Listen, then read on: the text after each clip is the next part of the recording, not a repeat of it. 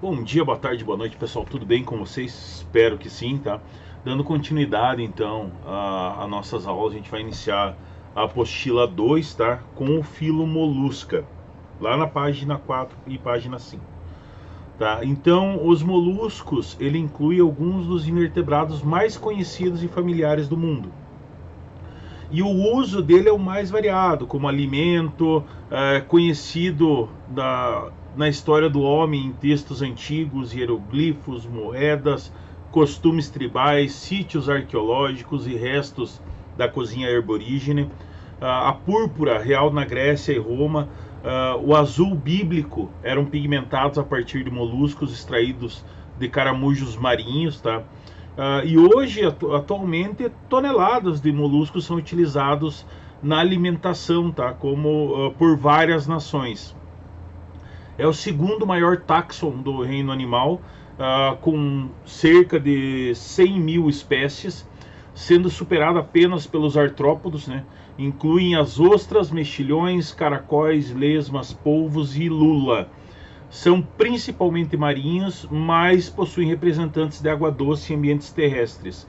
São protostômios, né, protostomados e celomados, não segmentados, são bilateralmente simétricos e secundariamente assimétricos. O celoma é limitado é limitado a pequenos espaços, né, ao redor dos nefrídeos, coração e parte do intestino, ou seja, eles apresentam uma redução do celoma em relação aos anelídeos. Os anelídeos têm bem mais celoma no seu corpo, já os moluscos têm uma quantidade bem menor. A cavidade do corpo é a hemocele, né, que ele possui sistema circulatório aberto, então as trocas gasosas são feitas diretamente pela pele. O corpo é revestido por uma espessa camada epidérmica cuticular, que é a cavidade do manto. Dentro desse manto você possui as glândulas da concha, que secretam estruturas calcárias como espículas epidérmicas ou a concha que ele vai produzir, né? A concha ela apareceu nos moluscos durante a evolução e ela desempenha várias funções dentro desse filo, tá? A resistência ao organismo, então ele consegue suportar melhor, como os moluscos são animais de corpo mole. A evolução da concha ela veio agregar resistência a esses organismos. Então ela permite que o corpo se sustente contra a ação da gravidade, sempre como ponto de inserção dos músculos. Ele protege contra a dissecação, né, e representa uma armadura contra os animais predadores. Então o aparecimento da concha resolveu vários problemas da sobrevivência dos moluscos no ambiente terrestre. Se você pegar um caramujo, você pegou ele vai todo para dentro da concha. Isso é uma reação automática de proteção dele, tá? Em consequência do desenvolvimento do maciço e musculoso parênquima, o celoma dos moluscos se restringe, em geral, a esse espaço, né, que encerra as gônadas e o coração. Na maioria dos casos, sobra como o resto do celoma. O coração é abrigado na cavidade pericárdia, né, e composto de ventrículo e átrios separados. O pé é grande, muscular e bem definido. Frequentemente possui uma sola rastejadora achatada. Pega um caracol ali, olha dele, o pé dele é muito grande, tá? A sola ela tem função rastejadora, então você tem a contração daquela estrutura ali para que ele consiga se movimentar. A região bucal é provida de uma rádula, que são microdentes raspadores, então lá ele não possui dentes, né? Ele possui uma rádula, uma língua que raspa os alimentos para ele conseguir se alimentar. O tubo digestivo é completo, com regiões bem especializadas. O sistema excretor é composto por metanefrídeos, né, grandes e complexos. São rins não tão organizados. Como representante desse táxon, a gente tem o filo Lopotrochozoa, que apresenta uma larva, né, que é trocófora, e usualmente uma larva veliger. O plano básico de um molusco, ele está dividido. Uma cabeça anterior, uma grande massa visceral dorsal e um pé ventral amplo e achatado, tá? Evolutivamente, se a gente pegar o cladograma lá dos moluscos, a gente tem as interações evolutivas que ocorreram dentro desse filo, tá? A gente tem o filo principal, que é o Cicaphopida, tá? E daí, a partir dali, a gente tem o surgimento dos cladons, o filo que originou os aplacofórias, os polifacofórias, os gastróporas, os cefalópodas, os bivalves, tá? Todos eles partiram de um ancestral em comum, que era os Cicaphópidas, tá? Então, se você pega o cladograma, ele demonstra bem como esses organismos evoluíram com o passar dos anos e de acordo com a necessidade deles, tá? Dentro das características evolutivas, os primeiros fósseis que foram encontrados de conchas são do período cambriano e provavelmente o ancestral marinho dele, com corpo mole, fase larval platônica, compartilhavam manto que secretava uma cutícula de mucopolissacarídeos, né, e espículas calcárias, brânquias impares, né, ciliadas, pé ciliado ventral e rastejador, uma rádula raspadora, o celoma reduzido, não funciona como esqueleto hidrostático, tá? Então ele não funciona para absorver impacto, para isso que isso foi uma função que foi agregada depois na concha, né? Sistema aberto e fecundação externa. Os moluscos, eles compartilham muitas características dos anelídeas, do filonelídea, né?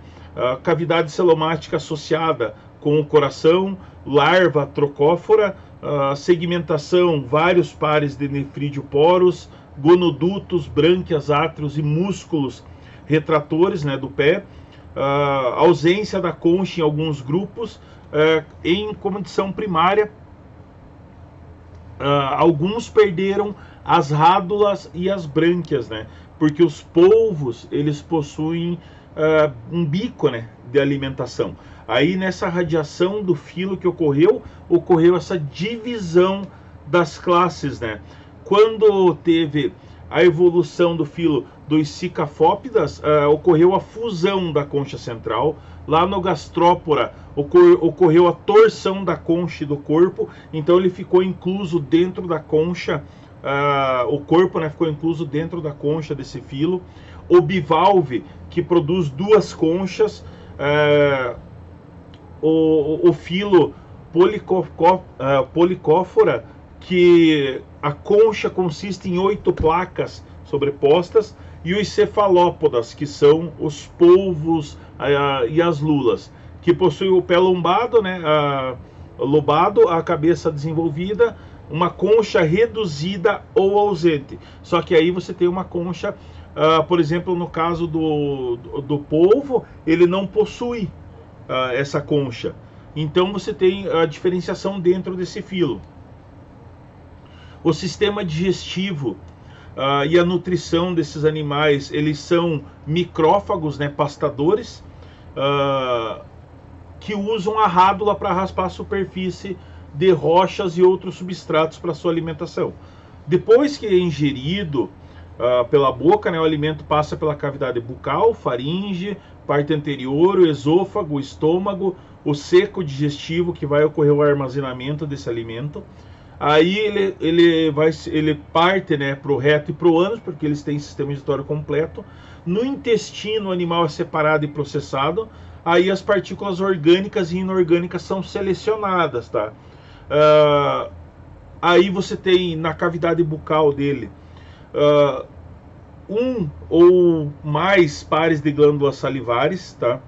O sistema respiratório é formado por vários pares de brânquias ou cetinídeos, que aí você tem os moluscos modernos, só tem um par, tá? Eles perderam o par secundário. As brânquias consistem de um eixo central, um filamento branquial que é enfileirado, né, margem frontal e abdômen frontal. possuindo vários cílios presentes nas brânquias, que movimentam-se continuamente, prevenindo o acúmulo de detritos, né, materiais inorgânicos ou fezes. Então essa movimentação das brânquias também força a troca de oxigênio com o meio. Um vaso branquial aferente, que possui o sangue não oxigenado, e um branquial eferente, que possui o sangue oxigenado, vasculariza as brânquias. Aí ali, por diferença de pressão, você tem a troca no meio, né? Quando você tem os ambientes, os animais de vida marinha, pela própria troca de pressão, a passagem da água faz essa troca entre o sangue não oxigenado com o sangue oxigenado com o meio. Nos moluscos que passaram a vida terrestre, os cetinídeos, essas brânquias foram substituídas pelo pulmão, constituído por um sistema de vaso sanguíneo muito ramificado, tá? E que se espalha no teto da câmara paleal. O sistema circulatório desses animais, o coração tem posição dorsal e recebe o sangue proveniente dos órgãos respiratórios, por intermédio de veias, que compõem-se de um ventrículo e um número de átrios, que varia com o número de brânquias nos animais que possuem brânquias. O sistema circulatório, apesar de desenvolvido por artérias, veias e capilares, é sempre aberto, comunicando-se com lacunas sanguíneas, que são situadas entre os vários órgãos. Tá? O sistema excretor é formado por um par de metanefrídeos com nefrostomas abrindo-se, que se abre, né, a partir da cavidade do celoma e os nefridioporos para dentro de uma cavidade exalante da cavidade do manto. O rim desses animais forma uma bolsa envolvida por sangue da hemocele visceral. A conexão com a cavidade pericárdia e o canal renopericardial. A formação de urina nesses animais ocorre pela filtração da cavidade pericárdia e do sangue, tá? A urina final ela vai deixar o rim e é eliminada na corrente exalante da cavidade do manto, que daí diretamente é jogado para fora do animal, tá? O sistema nervoso possui vários pares de gânglios nervosos, alguns associados com um anel nervoso esofágico, e 2 pares de cordões longitudinais que percorrem todo o corpo do animal. Os gânglios cerebrais, eles recebem os nervos dos olhos, dos tentáculos e dos estatocistos. Os gânglios bucais, eles inervam os músculos da rádula e odontoforo. Os gânglios pediosos ligam os nervos motores do pé. Tá? Esses cordões nervosos, eles se conectam a toda a massa visceral e a um anel nervoso que é formado por gânglios cerebrais e pediosos que são ligados. Podem possuir tentáculos, né, no caso dos polvos, e aí são tentáculos cefálicos que são ligados por cordões nervosos diretamente à massa cefálica. A reprodução é monóica e dioica, com fertilização externa ou interna. Os gametas são liberados, né, pelas gônadas dentro do celoma e via nefridioporo na cavidade do manto. Desenvolvimento indireto com uma larva que é trocofora, que possui ligação com os anelídeos, não é elo evolutivo com os anelídeos, e em muitos casos uma larva veliger. Tá? Dentro desses animais aí, as classes que se separam, nós temos a classe Placofora, que são moluscos vermiformes, né, bentônicos e marinhos. Dentro disso tem mais ou menos 300 espécies descritas e medem entre 5 milímetros a 30 centímetros. A característica principal do filo é não possuir concha, então evolutivamente eles não desenvolveram a concha, mas possuem espículas ou escamas calcárias, que são secretadas diretamente pela epiderme. A cavidade do manto é bem rudimentar e apresenta uma forma de goteira em cada lado do pé, e que é reduzido, né, a uma estrita saliência longitudinal. As brânquias nesse filo são reduzidas ou inexistentes. as gônadas estão em pares, né? E desaguam no pericárdio, as células sexuais saem pelos nefrídeos, desprovido de olhos, de tentáculos, de estatocistos e de nefrídeos. A classe dos Polyplacóphora é constituída de organismos com corpo elíptico, né, com concha constituída por uma série mediano-dorsal. Então o corpo dele se organizou dentro dessa concha. A concha se organizou de acordo com a estrutura corporal, né, constituída por 8 placas esqueléticas e circundadas por um cinturão carnoso, revestido por uma cutícula ou escamas. O pé é amplo e bem musculoso na parte ventral, usado para locomoção e aderência a substratos, né? Possui um par de músculos refratores do pé, e aí esse par de pé, eles se estendem do pé para cada uma das valvas desse animal.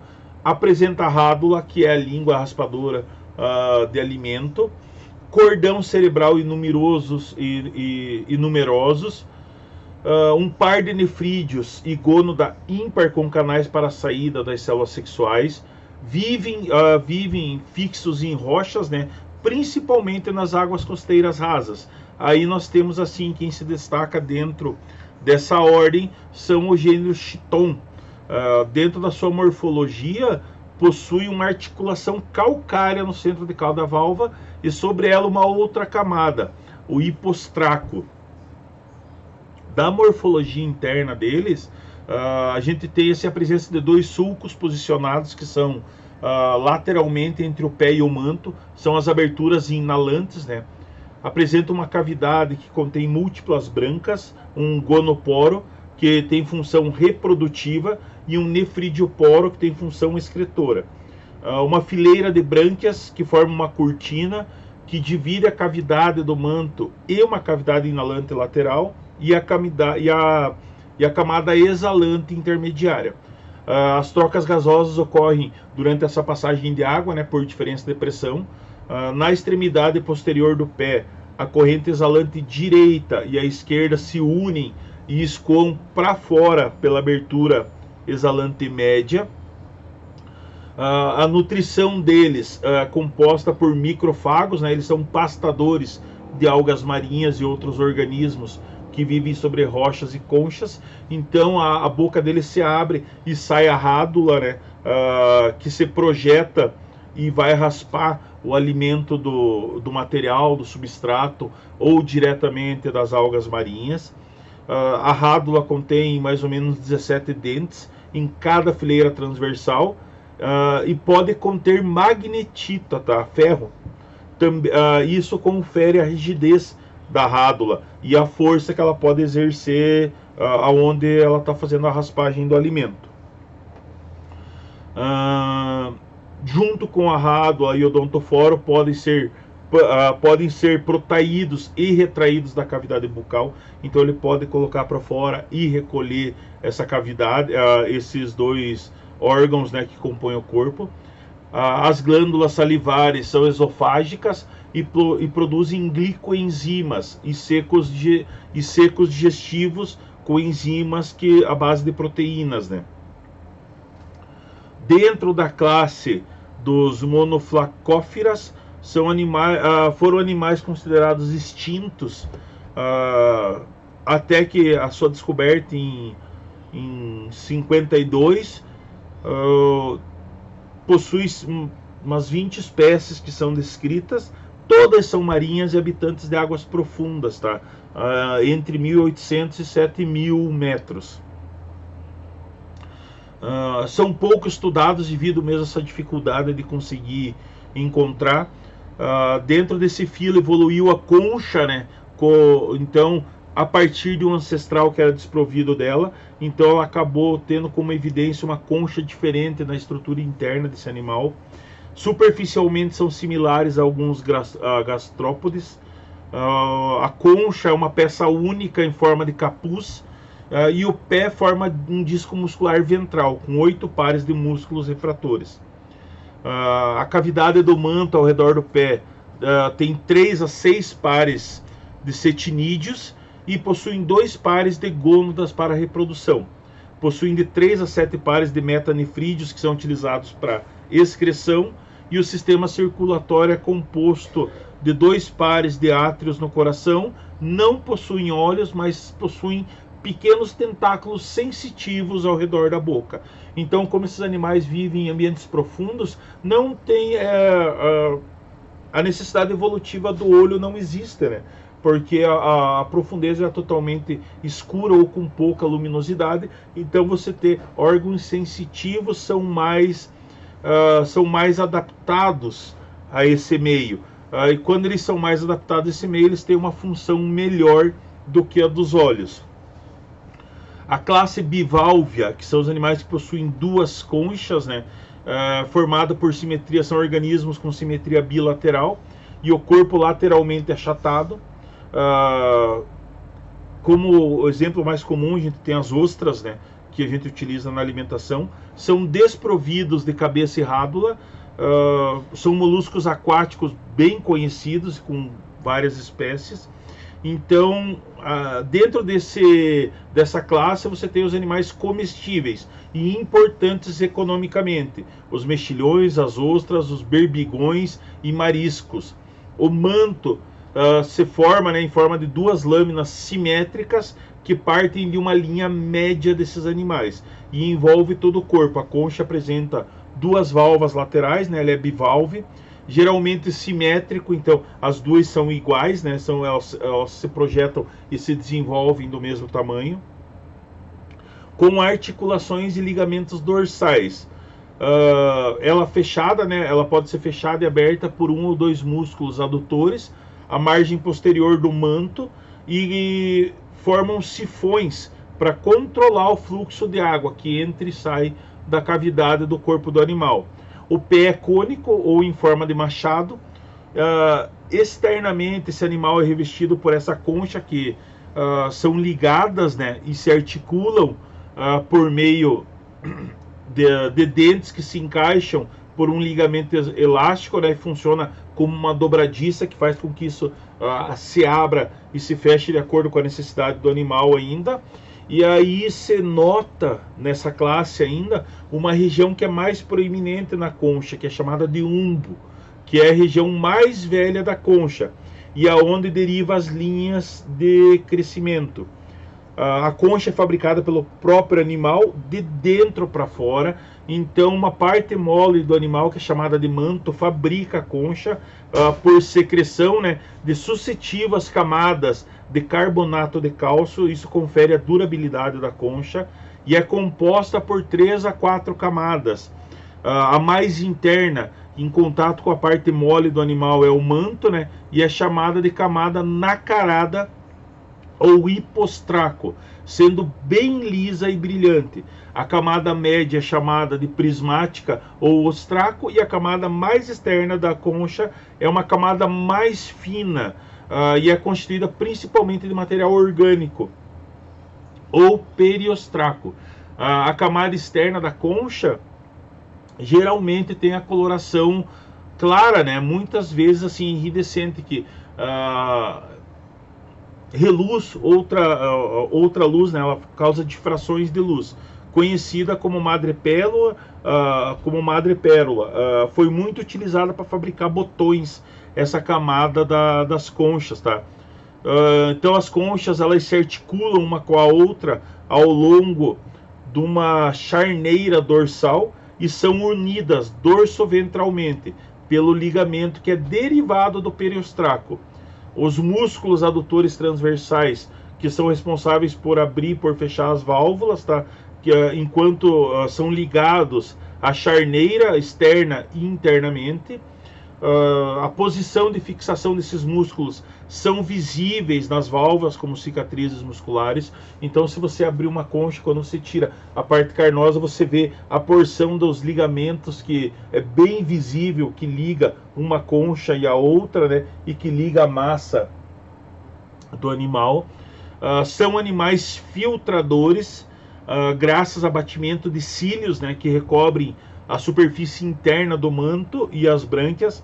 A água circunda, né, dentro da cavidade do manto, por uma abertura que é denominada bordas paliais, e possui sifão inalante que joga o excesso de água para fora, situado na região posterior da concha. A água ela penetra carregando partículas alimentares que vão ficar aderidas a uma camada do núcleo de muco, né, que recobre toda a brânquia.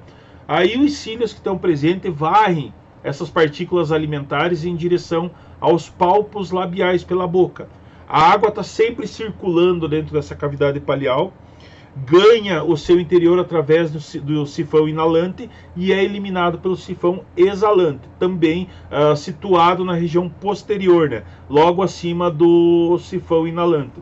Aí dentro desse animal você tem a produção da pérola, né? Por consequência entra em contato com essa cavidade partículas de areia ou algum outro material que cause incômodo para o animal, e ele vai revestindo esse material, produzindo a pérola, né, dentro dele. O alimento constituído por pequenas partículas, então entra na boca, passa pelo esôfago, que é bem curto, e chega ao estômago, que é a porção alargada do sistema digestório, e é envolvida, né, o estômago é envolvido pela glândula digestiva e é ligada por dutos finos. A digestão é extra e intracelular. Secreções da glândula digestiva contribuem diretamente para a digestão parcial do alimento, sendo absorvido a nível do intestino e terminado intracelularmente. O intestino é constituído por uma parte enrolada que se comunica com o reto e termina no ânus, que se abre na região do sifão exalante. Através do ânus, os restos são aproveitados. Os restos não aproveitados da digestão são carregados por essa corrente líquida que é constante, que deixa o corpo do animal. No estômago tem uma bolsa com fundo cego que contém um bastonete flexível e transparente, que é chamado de estilete cristalino.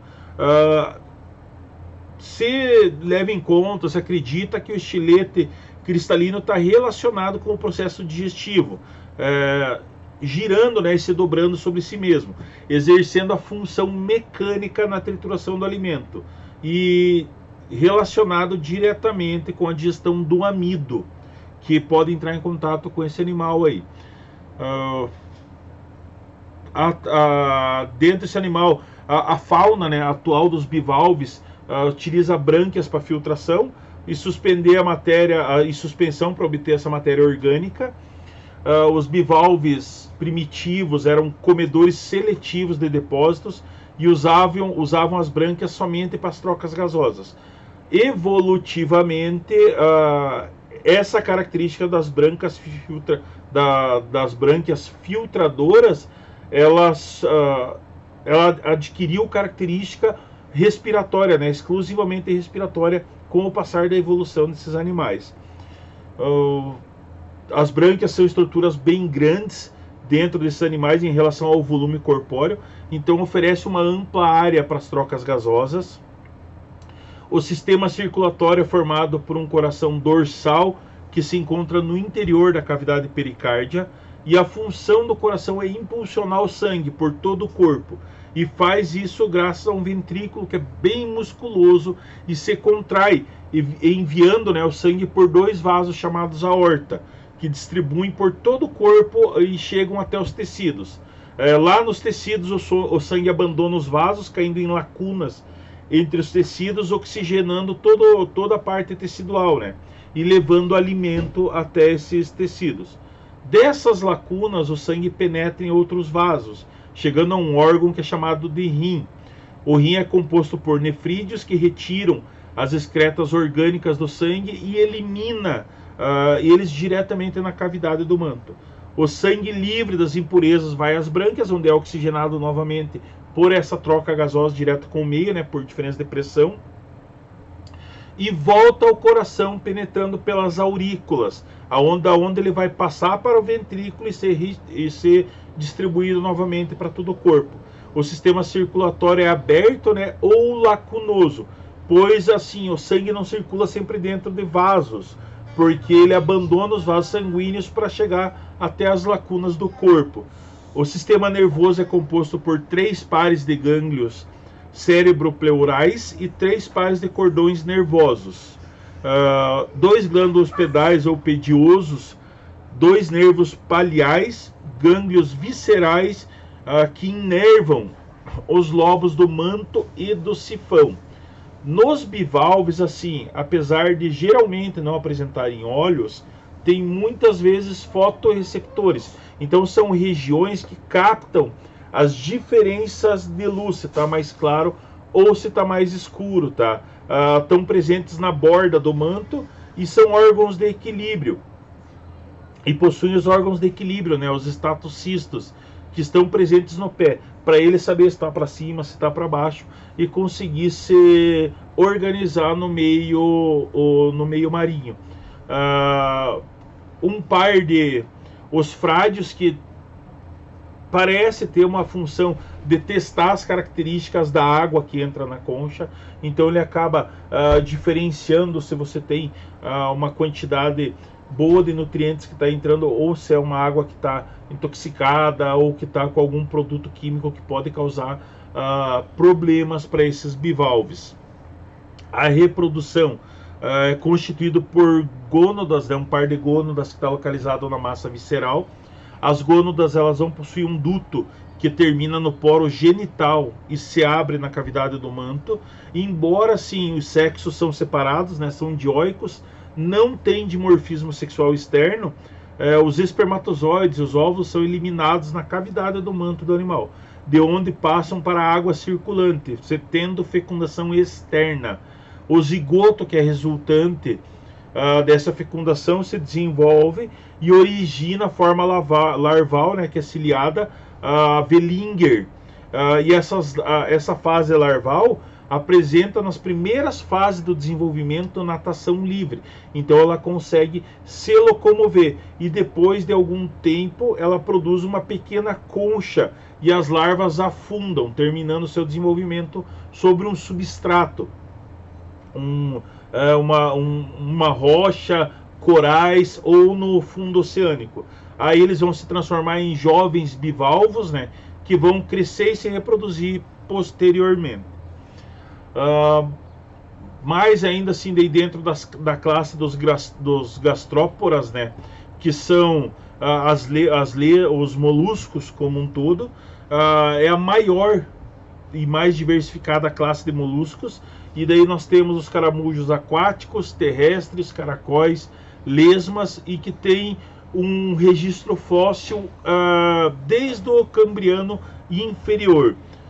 Teve uma grande irradiação evolutiva e colonizaram água doce e ambientes terrestres, tendo por volta de 40 mil a 100 mil espécies. Possui 3 grupos principais aí dentro da classe dos gastróporos: os prossobrânquios, os pulmonados e opsobrânquios. A característica principal desse grupo aí foi a torção ou a rotação da massa visceral de 180 graus no sentido anti-horário em relação ao pé. Então eu tenho o pé dele, toda a massa visceral, ela fez evolutivamente uma rotação dentro da concha de 180 graus para se organizar dentro da concha, tá? E eles apresentam um pé amplo e achatado que utilizam para rastejar, bem musculoso. Na cabeça dos caramujos, então, tem 2 pares de tentáculos. Nas extremidades desses tentáculos maiores ou na base deles estão os olhos, né? Na região inferior da cabeça encontra-se a boca. A cabeça continua pelo pé musculoso, no qual se assemelha à concha, né, que contém a massa visceral. Dá para se observar 3 orifícios que se abrem externamente nos caramujos: o ânus e o poro respiratório, que é localizado na parte anterior, na base da concha. Então eu tenho a concha, o poro respiratório ele está na base dessa concha e numa posição lateral. O sistema digestivo é composto pela boca, que se segue uma faringe curta e bem musculosa. No assoalho dessa faringe tem uma estrutura em forma de fita, que é dotada de vários dentículos transversais. E essa fita, chamada de rádula, né, executa um movimento de vai e vem, raspando o alimento internamente ali, tá? Que fica reduzindo ele a partículas menores, que aí são ingeridas. A faringe segue a partir do esôfago e se liga ao papo, e este segue o estômago e o intestino, desembocando por último no ânus, que é a glândula digestiva localizada no ápice da concha. Se comunica com o estômago, também existe, né, perto do papo, um par de glândulas salivares que se abrem diretamente na faringe e contribui com o processo de alimentação, umedecendo o alimento, né, com a sua secreção e auxiliando na quebra proteica, né, na quebra pelas enzimas da proteína dos alimentos. O sistema nervoso é bastante cefalizado e apresenta um sistema sensorial desenvolvido. Então o sistema sensorial dele é bem desenvolvido, por isso que se você encosta qualquer material que ele desconhece, ele se encolhe para dentro da concha. A cavidade do manto anterior lateral à direita, né, posterior, ou tem uma característica posterior ou perdida, com a brânquia. O sistema circulatório é formado por um átrio ou um ventrículo. O sistema reprodutivo é formado por uma gônada do lado direito da concha. O sistema nervoso é tetraneuro e é distorcido no corpo do gastrópodo. A origem do plano corpóreo, né, do desenvolvimento corpóreo do gastrópodo, teria sim se originado a partir de um ancestral monoplacoforo, e ocorreu o que? A partir de uma série de mudanças sequenciais, o alongamento da concha, que era um refúgio portátil, que ele conseguia se dobrar ali dentro e se esconder. Então ocorreu o dobramento do tubo digestivo, enrolando num plano espiral e diretamente torcendo toda a massa do animal, né? Que aí conseguiu organizar ele dentro dessa concha. O enrolamento é esse giro da concha em massa visceral, em uma espiral, que é uma característica bem visível externamente. A torção é a reversão da polaridade, né, da massa visceral localizada sobre o pé, que não é vista externamente, só internamente. O processo de torção, então, nesses animais, quando ele ocorreu e ele girou a 180 graus no sentido anti-horário da massa visceral, concha e o manto, ocorreu no desenvolvimento da larva do Veliger, produzindo modificações no tubo digestivo e nos gânglios e nos nervos. Hipóteses assim que foram levantadas para o surgimento dessa torção foi uma vantagem adaptativa para a larva do Veliger, vantagem adaptativa para o adulto, facilitar a ventilação da cavidade do manto, melhorar a percepção do ambiente, né, pelos ofrádios, o enrolamento endogástrico para trás, né, estaria relacionado com a locomoção por deslizamento. Então foram as hipóteses que são estudadas e foram levantadas para explicar a torção desses animais, né? Essa torção que ocorreu nos gastrópodes, o deslocamento da cavidade do manto para frente do corpo colocou o ânus, os gonoporos e os nefridioporos em íntima proximidade com a cabeça e a boca, e a cabeça, a boca e as brânquias. Dessa forma, assim, as modificações que ocorreram organizaram todo o corpo do animal de uma forma diferente. Então, a respiração, a oxigenação do sangue nos caramujos terrestres é feita na cavidade do manto e é bem vascularizada. Ela se abre para o exterior do poro respiratório, o ar contendo oxigênio penetra, né, pelo poro respiratório e entra em contato direto com a cavidade vascularizada do manto, que funciona como um pulmão primitivo. O sistema circulatório é semelhante ao que a gente viu nos bivalves, né, composto pelo coração que se liga aos vasos, passa pelo pulmão e pelos órgãos, o sangue é oxigenado no pulmão, nos pulmonados, ou pelas brânquias e bombeado pelo coração para todo o corpo. Então, o sistema circulatório ele é aberto também porque em determinado ponto o sangue sai dos vasos sanguíneos e vai diretamente para a região que vai ser oxigenada. O sistema excretor é constituído por um rim próximo do coração que elimina as excretas na cavidade do manto, de onde passam para o exterior, né?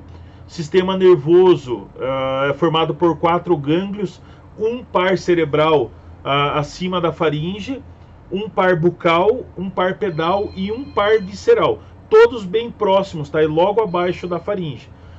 Dos gânglios partem os nervos para todos os órgãos estruturais sensoriais que estão presentes, os olhos, os estatocistos e outros órgãos sensoriais espalhados pelo pé e pela cabeça. A reprodução, a maioria são gonóricos, né? Uma gono da esquerda foi evolutivamente perdida devido ao processo de torção.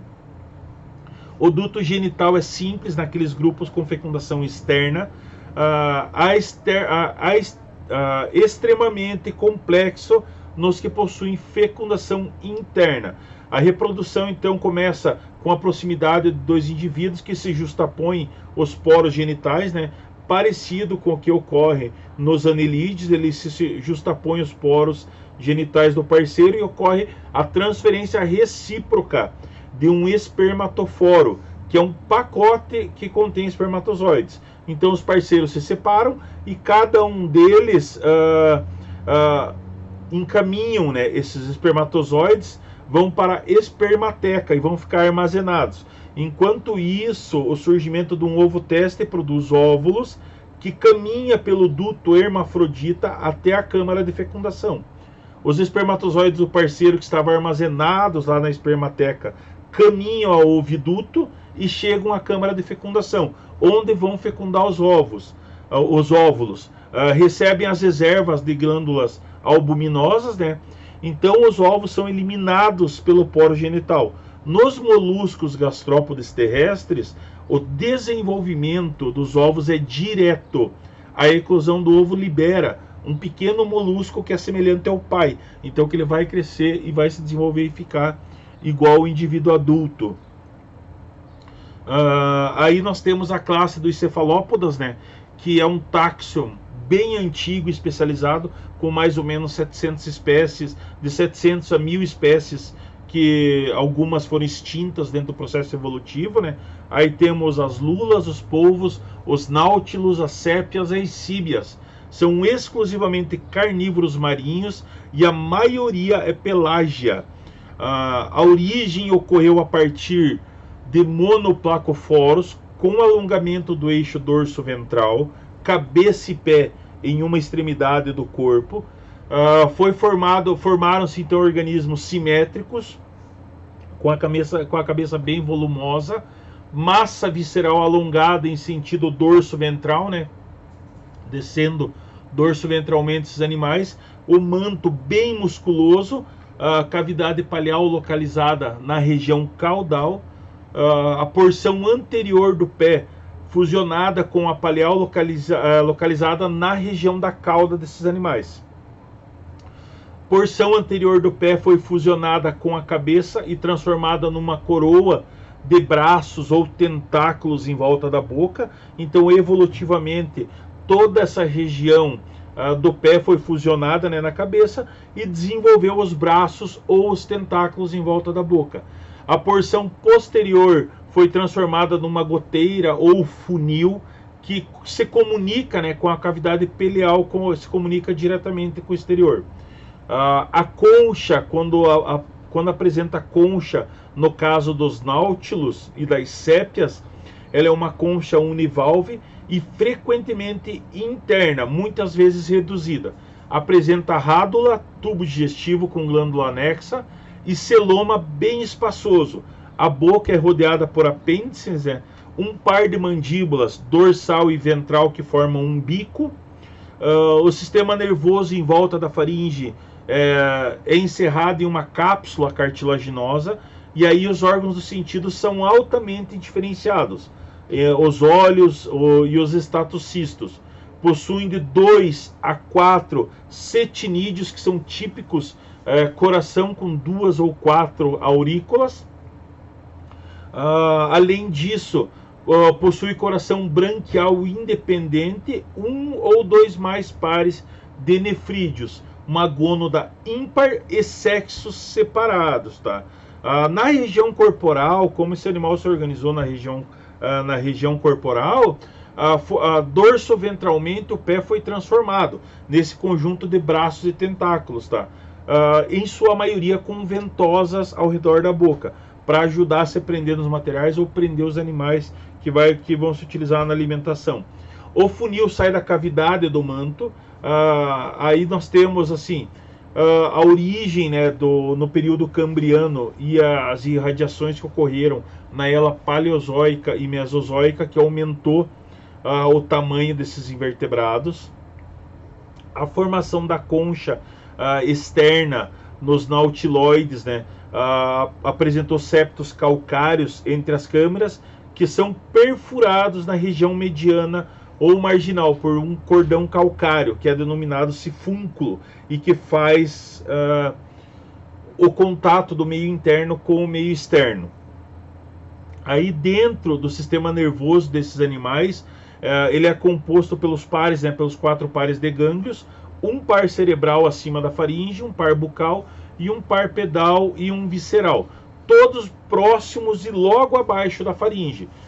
Dos gânglios partem os nervos, né, para todos os órgãos do corpo, e são estruturas sensoriais. Presentes são os olhos, os estatocistos e outros órgãos sensoriais, que são espalhados pelo pé e pela cabeça, que auxiliam, né, diretamente na locomoção dos cefalópodes.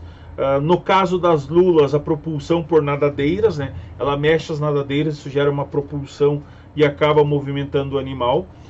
Um jato de propulsão lenta, um jato de propulsão rápida quando ele precisa fugir rapidamente, por rastejamento no caso dos polvos. A visão é bem desenvolvida, com os olhos contendo córnea, íris, pupila e retina, que formam imagens, né, e acompanham movimentos horizontais e verticais, mas não distinguem as cores. Possuem um sistema receptor semelhante à linha lateral dos peixes, então ele consegue distinguir se ele está para cima ou para baixo na água. O ouvido interno dos vertebrados, né, com estatocistos, possuem quimiorreceptores de contato, que servem como gustação, como de distância, né, ou que servem como organismos de olfato nesses animais. Podem possuir tegumento olfatório dos lados da cabeça. Junto com esses quimiorreceptores, você tem a parte evolutiva do animal que conseguiu se camuflar. Então você tem o avanço daqueles polvos que mudam de cores, né? De cor quando eles estão ameaçados ou quando eles querem se esconder de algum animal. Isso foi evolutivamente uma característica dada pelos quimiorreceptores que tem em toda a pele do animal. Aí dentro desse meio, né, a gente tem a classe Cicafópida ainda, que é formada por organismo com corpo mais alongado em sentido dorso-ventral, com simetria bilateral. A concha é univalve e com abertura dorsal e ventral. A cabeça possui tentáculos que partem dali e são inseridos em sua base com apêndices foliáceos em volta da boca. Pela abertura basal dessa concha, junto do pé, saem vários tentáculos, que são denominados captáculos, e funcionam como órgãos táteis e adesivos. Então, servem para distinguir algum alimento ou algum local para ele se fixar. O pé sai imediatamente atrás da cabeça desse animal em forma de cilindro vertical alongado, possuem rádula para alimentação, coração sem aurícula e sistema nervoso composto por gânglios cerebroides e pleurais, que são que compõem, né, a massa do animal e vão ser Uh, e vão alcançar todas as partes da massa do animal para que ocorra a transmissão de informação. Possui sexo separado, com gônada ímpar, servindo-se do nefrídeo direito como canal de saída das células sexuais. São marinhos, tá? Que vivem na areia ou no lodo de águas rasas. E aí a gente tem dentro dessa classe os Dentalion. Na areia, na praia, é muito comum encontrar esses animais, tá? Eles vivem muitas vezes enterrados na areia e só com uma porção, só com a extremidade posterior para fora da areia, né? Que capta o alimento. Então, dentro desse filo, lembrar que ele é o segundo maior táxon do reino animal. Pega animais marinhos, de água doce, ambientes terrestres, são muito importantes como fonte alimentares, fizeram parte da história do homem, tá? São protostomados e celomados não segmentados, são bilateralmente simétricos. Então, se você dividir o animal, são duas partes iguais, tá? O celoma é reduzido quando é comparado com os anelídeos. Cavidade do corpo é a hemocele. O corpo é revestido pela cavidade do manto, que possui glândulas da concha que vão secretar estruturas calcárias para produzir a concha ou produzir espículas epidérmicas, né? A concha confere resistência ao organismo para impacto, para proteção, para abrigar o intestino e a parte interna do corpo. Protege contra a dissecação. O celoma desses moluscos se restringe, né, em geral, a um espaço que tem pouca quantidade de celoma dentro desse espaço aí, e ele tá lá que compõe as gônadas, o coração e o restante como resto do celoma. O coração é abrangido pela cavidade pericárdia, composto de ventrículo e átrio separados. O pé, na maioria das espécies, é bem grande, muscular e bem definido, frequentemente com sola rastejadora e achatada. Só nos cefalópodes que o pé se evoluiu e deu origem aos tentáculos ou aos braços desses animais. E o sistema excretor é composto por metanefrídeos, bem grandes e complexos, tá, pessoal? Espero que tenha entendido. Sei que o material ficou um pouquinho longo, tá? Deem uma olhada no material em anexo aí. E eu quero que vocês façam os exercícios da página 9 e 10, tá? São 6 exercícios, mas façam eles. A gente vai ver cada filo separado, tá? Em cada aula. Fiquem bem, um grande beijo e um grande abraço. Até a próxima aula.